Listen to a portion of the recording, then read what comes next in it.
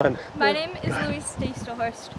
In my passing away last week, Thursday, July 3rd, at the age of 101 years old, at my home in this city, Sheboygan County had lost its oldest and much-loved citizen, and the oldest representative of 5 generations.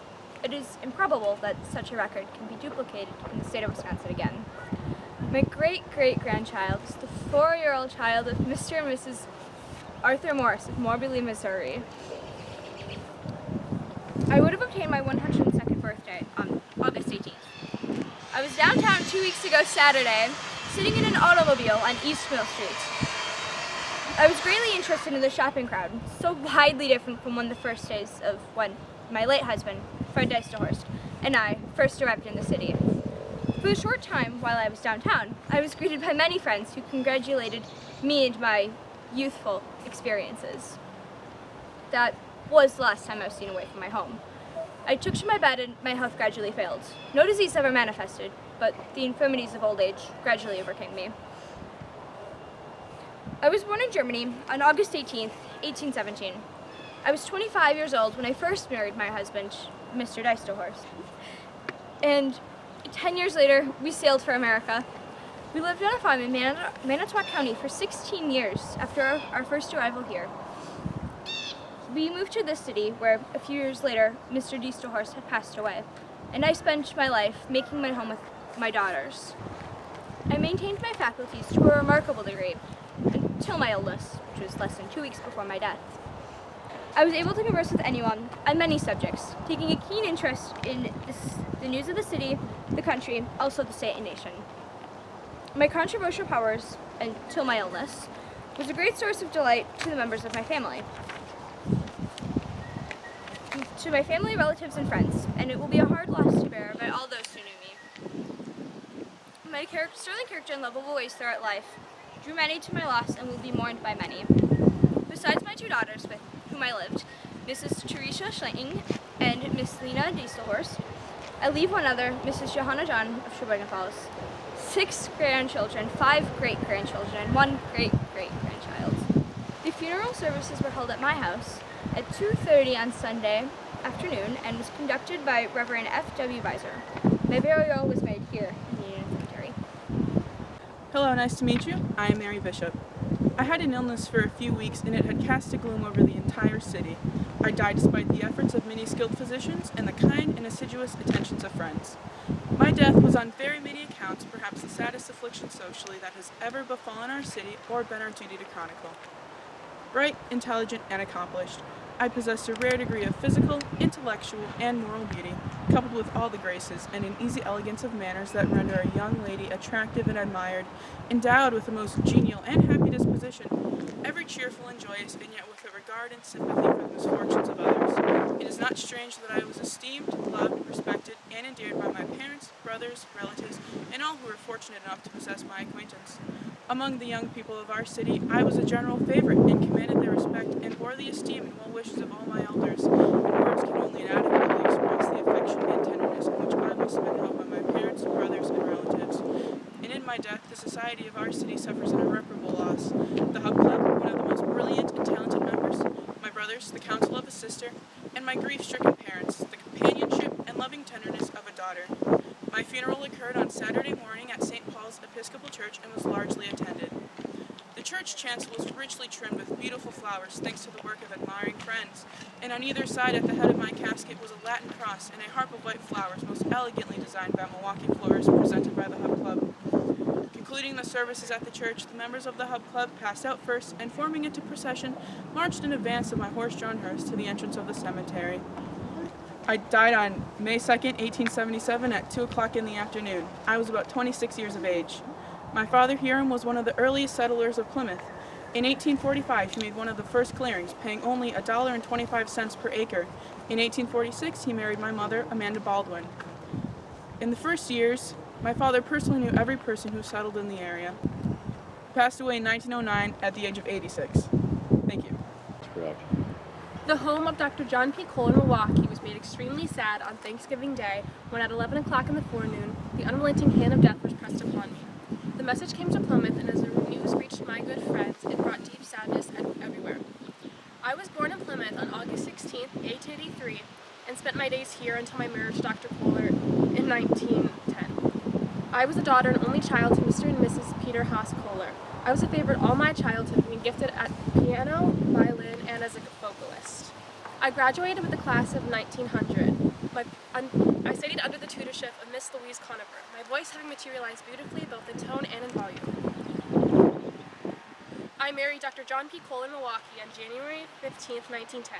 He was an athletic director at the time at Marquette College and followed the practice of medicine in that city. When he established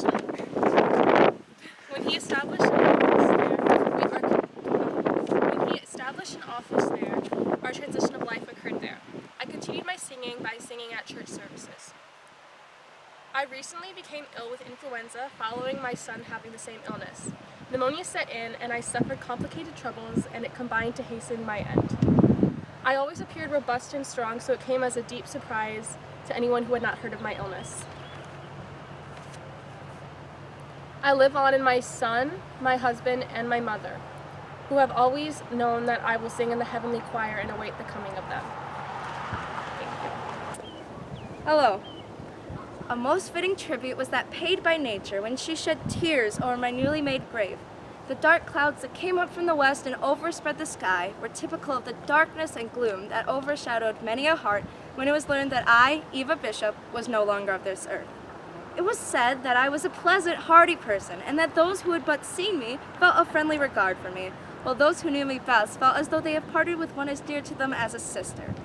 A leader in studies while at school, I won the foremost place in the hearts of my associates, which place I had always retained. My death was a shock to my friends, as it was not supposed that I was dangerously sick until the day of my death. I was taken ill Tuesday morning, and though very sick, seemed to have every chance for recovery. That is, until Saturday morning, about 9 o'clock, when I became unconscious and remained so until my death, which occurred shortly before noon. Everything that could have been done for me was done. One of Sheboygan's best physicians attended upon me, a trained nurse waited upon me, some of my friends from Plymouth were here with me, and when it was seen that I was for worse, Dr. Mead, the family friend and physician, was sent for. But all was of no avail, as peritonitis had set in. I was the only daughter of Mr. and Mrs. George W. Bernard of Pasadena, California. I was 38 years old on the 11th of January. I was born in this town and had lived here until 2 years ago when my husband, Lester T. Bishop, was elected clerk of the court of Sheboygan. We were married 15 years ago last December, and we had 3 children together. Edna, 14, Lila, 10, and a baby boy a little over a year old. And my brother Philip lives in California. My body was brought back to Plymouth and taken to the home of Hiram Bishop in preparation of the funeral. And Reverend Hopkins of Grace Church Sheboygan read the funeral services. And those from St. Paul's Episcopal Church who could well accommodate paid their last tribute respect to the dead. Many Sheboygan people were present.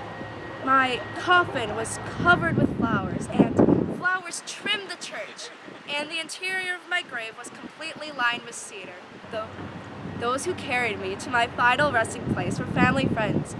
G.W. Zerler, G.W. Corbett, H. Cremery, G.L. Gilman, C.D. Eastman, and E.E. Eastman. And what a coincidence that they all repose here at Union Cemetery, as do I. I passed away June 15th, 1895. Thank you for visiting. Hi, my name is Mr. Gustav Albrecht, and after lingering for nearly 2 weeks at the entrance to the Valley of Shadows, I finally passed away last Monday night, May 6, 1912. I had suffered a second stroke of apoplexy, after which I did not regain consciousness, and my life ran at so low an ebb that it required but little on death's door to end my mortal existence. In my demise, Plymouth lost one of its most valuable citizens.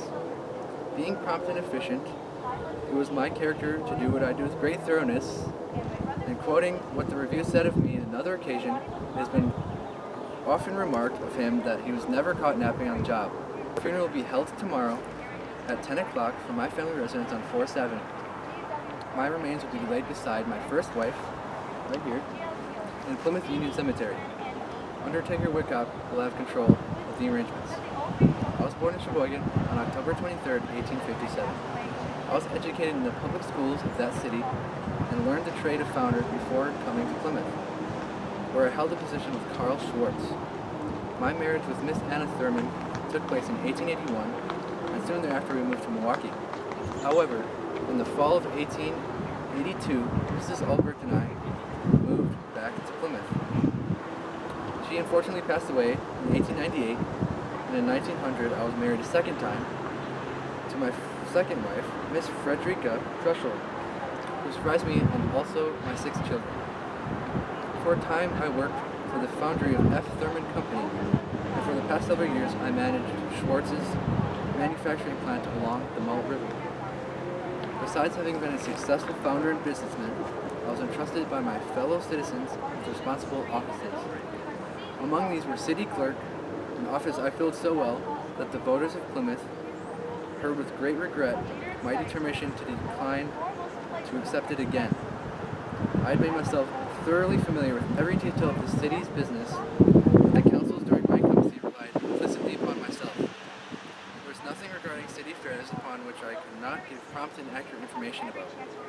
My detailed knowledge of the city and government was a valuable asset when I became the mayor for 2 terms. While I was the mayor, the chemical engine was purchased for the fire department, and has frequently since proved its great value to the city. As a mayor, I give great attention to the improvement of our city streets. I was postmaster of Plymouth for about 9 years and carried into the office the same qualities which I had always provided in performance of public duties. At the time of my death, I was secretary of the City of Plymouth Mutual Fire Insurance Company. My death is sincerely regretted by a large circle of acquaintances who knew my worth as a man and public servant. The electrical storm that visited this vicinity Friday, July 25th, 1902, will be remembered as one of the most severe ever experienced here. The principal damage was done in a narrow strip in the extreme southern part of the town of Plymouth, where going less than 2 miles, it killed 1 person, stunned several others, and struck a number of barns. It came upon from the west, giving no particular signs of the destruction that it was about to work. It burst at about an hour when farmers were milking, and that accounts to no doubt for the number who were shocked by the electrical strokes. By far, the saddest part of the storm's awful work was the killing of me, Lizette Harder. I was in the barn where a few moments before I had been milking. I was standing near the door when the electrical discharge took place and was instantly killed. The same charge struck a cow that was standing in front of the door, and after striking me, passed through a wire strung in front of the cows and ran along to the cow that my son was milking, giving him a severe shock from which he recovered after several hours. My husband Joseph was also milking, but escaped with only a light shock. Dr. Felder of the city was immediately summoned and revived my son, but found that I must have expired instantaneously. Thank you. Welcome. My name is Charlotte Lawrence. My husband William died just 3 months ago. We were married in 1853 in the state of New York and moved to this area where we farmed. Why, when we came here, we were one of the first pioneer couples to settle in this district, it being wild and uncultivated at the time. Most of the area was mere dirt paths and wooded. Our farm is just north of the Sartori Cheese Company offices on Pleasant View Road. In 1888, we moved to a nice home on Pleasant Street where we spent our later days in quiet. Well, after William's death, my daughter came to live with me, as she did not want me to be alone. As you can see, I was a young 79-year-old. But my daughter said I was becoming feeble and out of sorts and couldn't be trusted alone. That is just nonsense, but you don't argue with Letty. You know, she takes after her father. I'm almost embarrassed to tell you this, but my death was met with an accident. You see, Letty had in mind to go downtown last Friday, and as soon as she left, I hightailed it outside to look after things, as I've been accustomed to doing. As I went to the yard, I took a chair so I could stand upon it and look into the cistern. Well, lo and behold, as I peered down into that cistern, if that darn chair didn't give way, and into the cistern I went. Feet first. And it's a good thing that repairman hadn't done his job. The cistern had but a puddle of water in it, so there I lay thinking, what would Letty say when she came back from shopping? Woe is me. I thought a bit of a way to get out, and if Miss Petrie, our neighbor, didn't happen to come for some water, and wasn't she surprised when she saw me laying in there? She said so smugly, "Charlotte, what you doing in the cistern?" "I'm taking a nap, you fool." Miss Petrie pulled me to safety, and I seemed to have no ill effects from my predicament. In fact, I was planning to do my chores as always, but later the next day I suffered a stroke of paralysis, and on Sunday I was called home. I was survived by 4 children, 9 grandchildren, and 2 great-great-grandchildren. Thank you for stopping by. It's been most enjoyable visiting with you. Thank you. Welcome. My name is Catherine Kessler, and this is a story of my life and my death. I was born in Feud, Bavaria, during 1840. I came here at 50 years old, and I married my husband, Robert Pressler, and we together moved here to Plymouth as he got a carpenter job here. He and his brother Adolf later founded the Plymouth Furniture Company, and 15 years after that, we moved to Sheboygan Falls, which is also where the both of us died. I was on my way to my sister-in-law's house, Mrs. Ferdinand Steinhardt, for a Christmas visit together with one of my 3 sons, Charles. My husband wasn't there since he had already passed away a couple of months earlier. When we made it to the house, we couldn't find Mrs. Ferdinand's anywhere, so assuming she went to her daughter-in-law's house, we decided to make our way over there. But unfortunately, I never made it. A couple of steps away from the house, my heart stopped beating. Mrs. Ferdinand and her daughter were soon at the scene, together with the doctor who, after carrying me inside, pronounced me dead. The cause of death? Cardiac paralysis. Mrs. Ferdinand planned and hosted my funeral, and ever since, this has been my resting place. Leaving my 3 sons behind, Otto and Charles of Sheboygan and William of Milwaukee. Thank you so much for coming and listening. Welcome. My name is Emma Felter, and I married Dr. Edward Felter in 1892. Edward was a pharmacist here and graduated from Rush Medical College in Chicago. Edward was a busy doctor here, and in 1917 helped establish a hospital. Edward and I were dinner guests of Dr. and Mrs. Deitcher. While chatting with friends, I complained of feeling ill and asked Edward to take me home. Soon later, I lost consciousness, passing away shortly before 11 o'clock that night. My passing has brought deep sorrow to the host of people who numbered among my friends. Kindliness and generosity were described as 2 outstanding traits of my character. In speaking to my friends, they say, "Her love and sympathy has helped uplift many souls in their joys and sorrows. Suffering much during the last year, yet never complaining, she has taught us to be patient and humble. While we miss her, we must rejoice with him, that her pain is forever at an end, and the vision of her Lord, so leavenly earned by faithful discipleship, is now hers in the largest possible measure. She was a faithful communicant of St. Paul's Episcopal Church and will be greatly missed in the activities of the parish.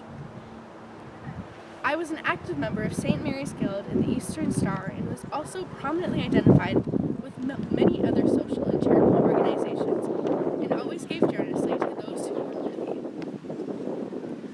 Those who survived me are my husband, my mother, Mrs. Teresa Schlittling, my 2 aunts, Mrs. H. John, and Miss Lena Deitzhorst, my brother Will Schlittling, and other relatives. My grandmother recently passed away 1 month shy of her 102nd birthday. Simple and impressive funeral services of the Episcopal Church were held from my home and from St. Paul's Church on Monday afternoon. Friends coming to pay their last respects thronged the church, filling it to its capacity, and while many unable to gain admission remained outdoors, awaiting for the conclusion of the service so that they may join the cortege as it came here to the Union Cemetery where I was laid to rest. Reverend Hardin read the funeral service, while Robert Dow sang a solo, Beautiful Isle of Summer. The pall was borne to its final resting place by Messrs. O.A. Sheeby, J.H. Wheeler, C.C. Corbett, M.C. Mead, C.D. Eastman, and A.F. Agerman. Floral offerings and profusion were banked about the bier, many of them being beautiful pieces contributed by the many organizations with whom I was identified with or known as a friend. Among these pieces being from the St. Mary's Guild, the Eastern Star, the Bridge Club, the Women's Club, the Women's Auxiliary of Stars of Veterans, and the directors of the Plymouth Exchange Bank. I died on April 8, 1921 at the age of 50. While Edward and I were married for 39 years, you may notice that he is not here.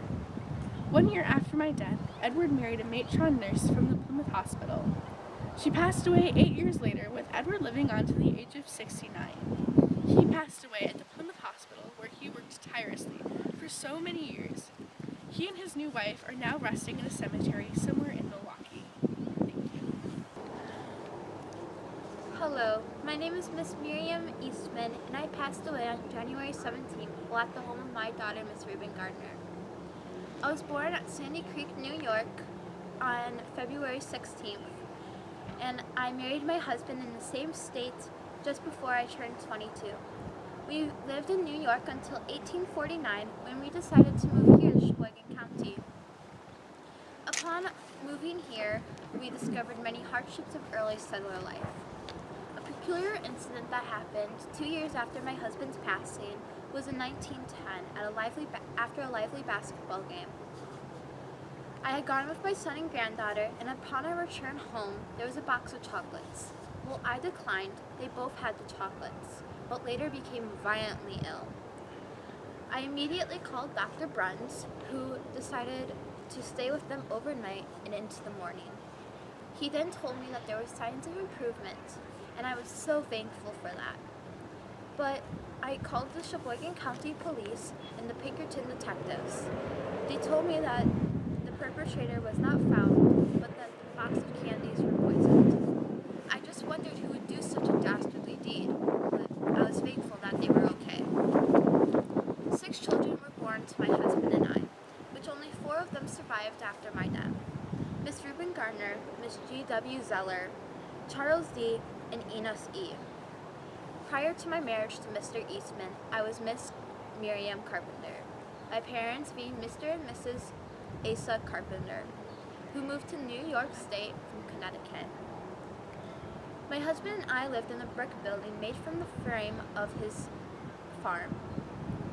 This is where we discovered many comforts and blessings of life. The funeral service was held at St. Paul's Episcopal Church, which Reverend Jenkins conducted my service, which I was buried here at our family plot.